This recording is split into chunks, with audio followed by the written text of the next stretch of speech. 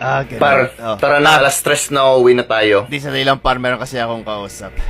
So, taga dito ka ba?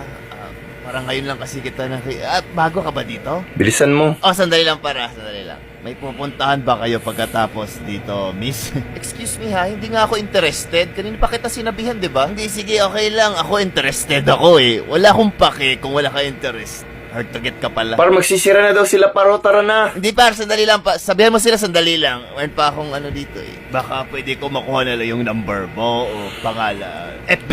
Meron ka bang FB?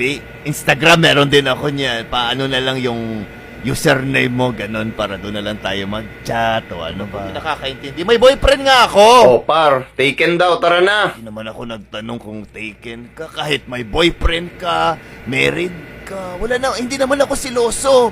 Willing ako maging side boy. Ganon, pumapatol ako ng mga ganyan.